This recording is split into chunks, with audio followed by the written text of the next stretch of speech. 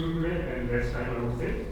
So I think the opportunity to first introduce Sudesh Agarwal to you.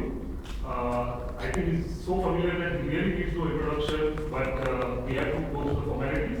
As everyone is aware, he is chairman of ITEC. ITEC as a body, if someone doesn't know, facilitates businesses between India and UAE with own premises, as was just mentioned by Jain sir. It's a very active body. One must take advantage of it. One must inform our Indian friends doing business back in India how to use ITEC for furthering their businesses with UAE and with the GCC. He is also the chairman of IPPC Sharjah.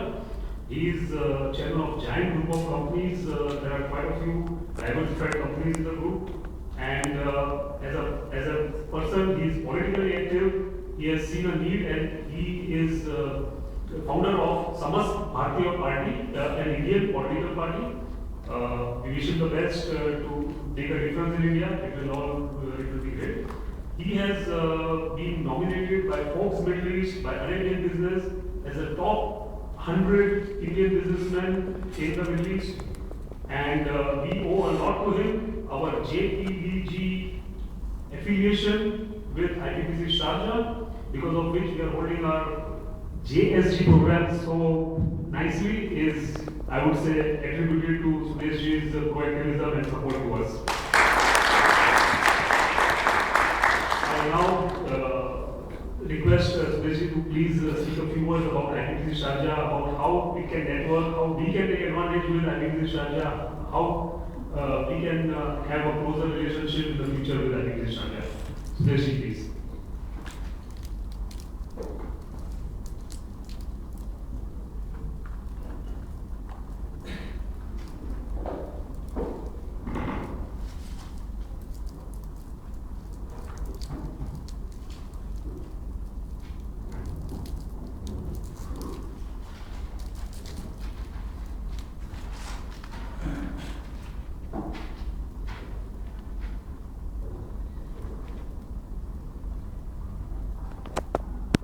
Good evening, everybody.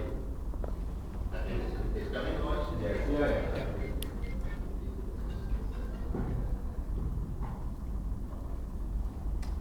Good evening, everybody. First of all, let me thank Mr. Vinay for the kind words he has used and introduced me. And Mr. S.P. Jain, the president of the organization, is a very dear family friend since long. And today only I come to know that it is under his stewardship this organization is going on. I'm very pleased to be here. See, the Jito or Jain Business Council, Professional Council, is associated with Indian Business and Professional Council Charter. It is an affiliate body of that. I happen to be the chairman for the Business Council, and it is a business council which runs differently than the other business councils, particularly because we are neighbors here in Dubai and Sharjah. The Dubai Business Council follows a mode which is the parliamentary kind of democracy. They have the elections and then they have all sorts of things going on.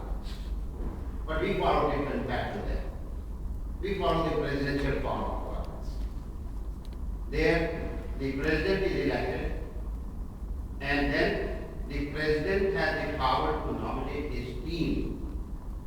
And when he is actually elected, filing his nomination, he has to actually nominate his team that this will be my team. And the members actually elect the whole team and the president. So this way we have a cohesiveness. You don't have the difference of opinions formed into the management committee. So it is a smooth functioning and it works like that. IPPC Sharjah came into existence in 2001, and it works under the Sharjah Chamber of Commerce and Industry, and we enjoy the excellent relationship with the Economic Department, the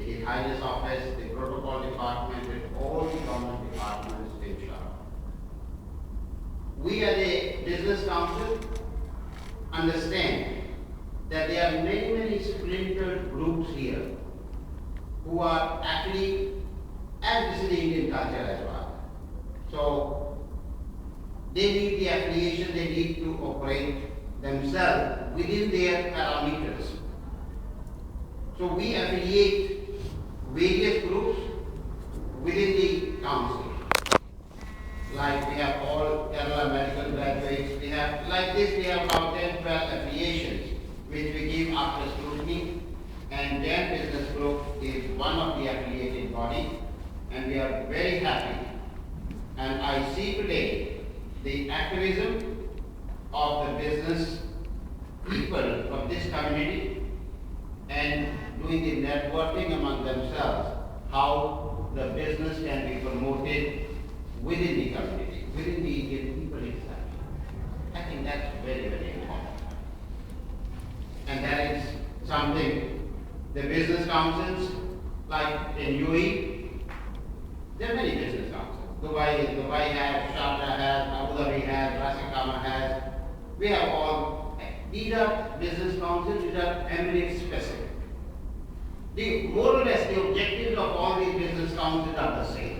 For more trade and investment, licensing the government bodies, they are general.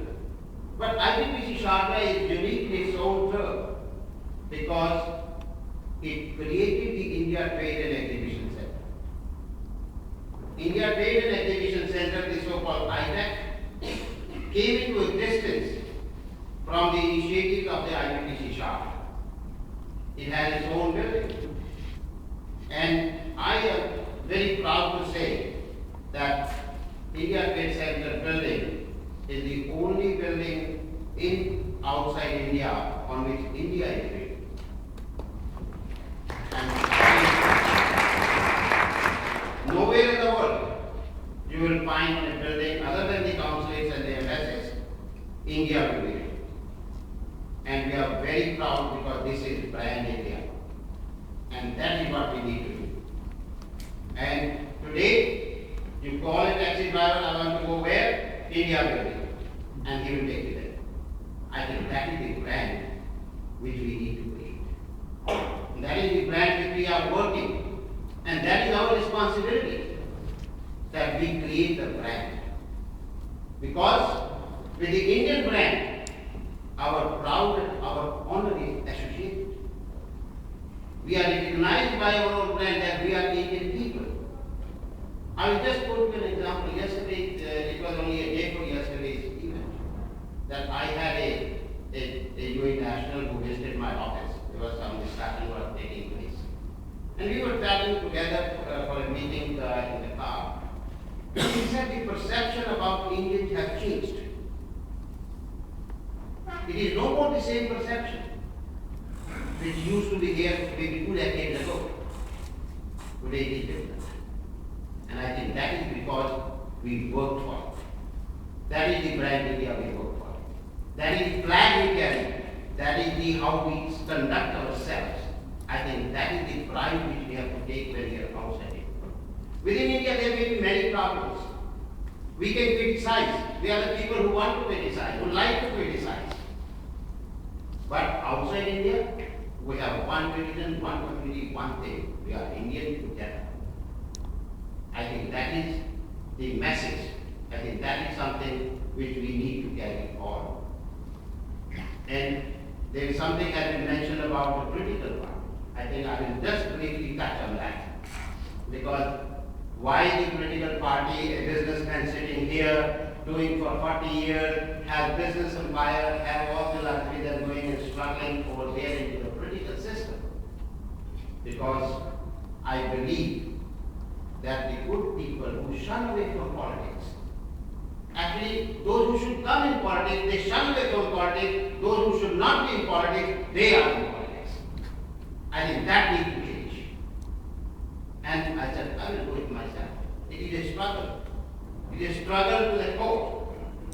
I mean, when you travel village to village with the philosophy in mind and address the public meetings, maybe 10 people, 5 people, break you back into the villages. But I think that is the satisfaction.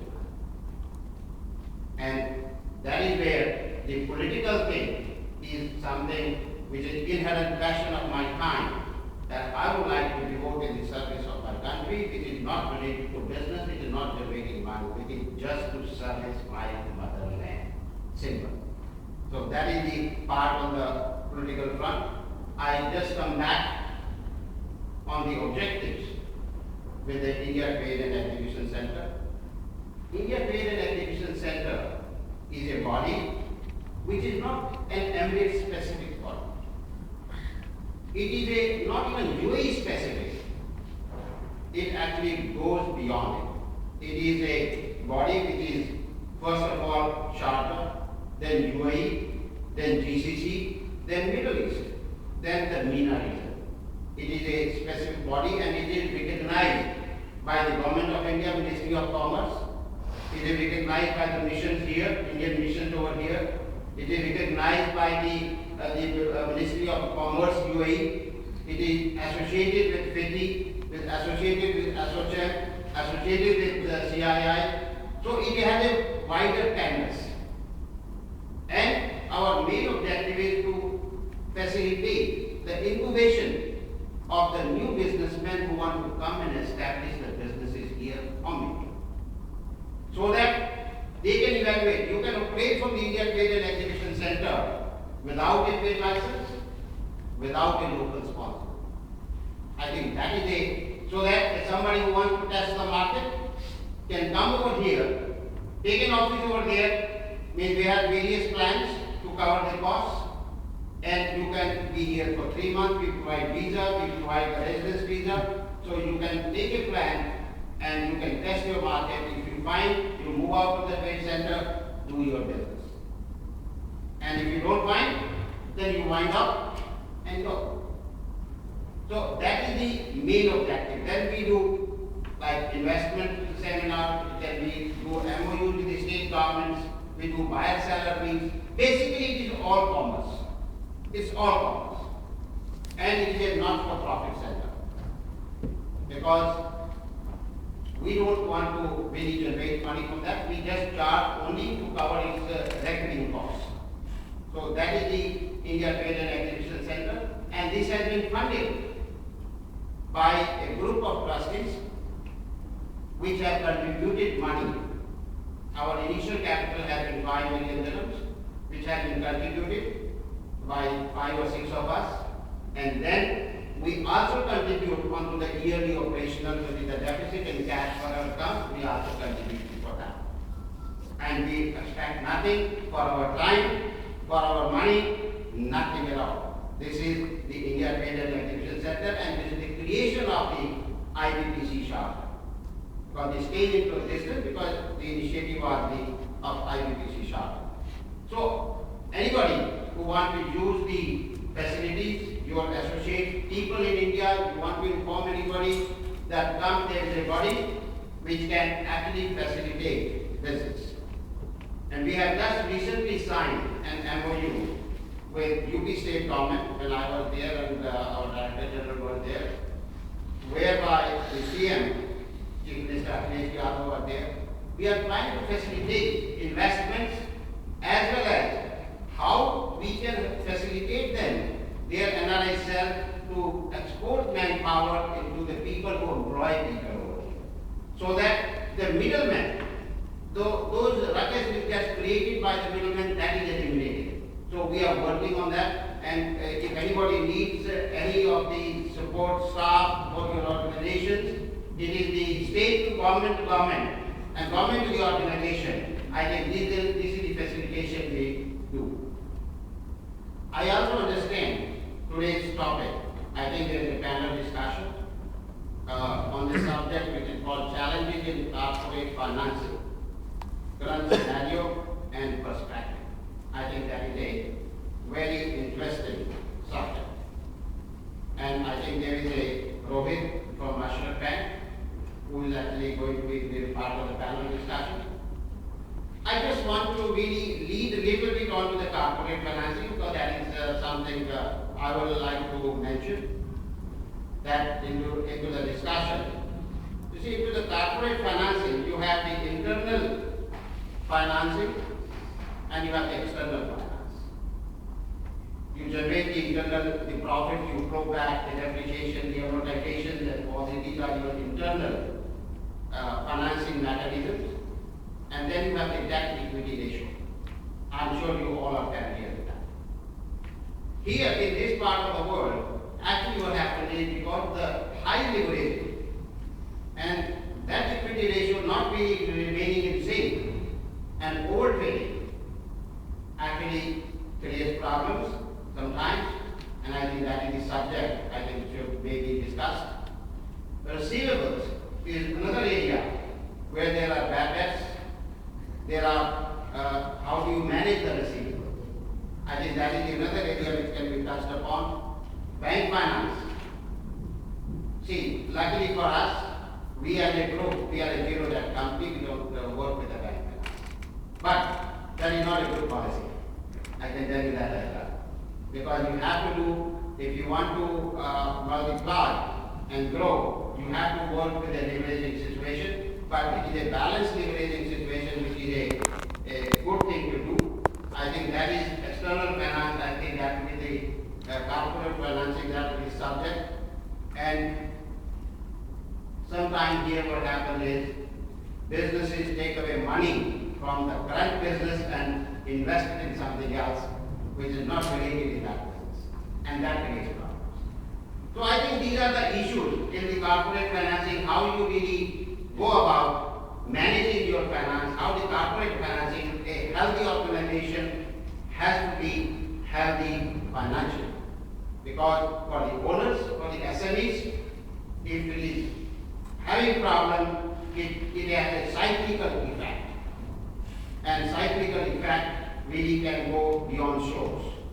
So I think with this note, I'm very thankful to you all that you have given me a patient hearing, and I wish Jito a very success in their endeavors.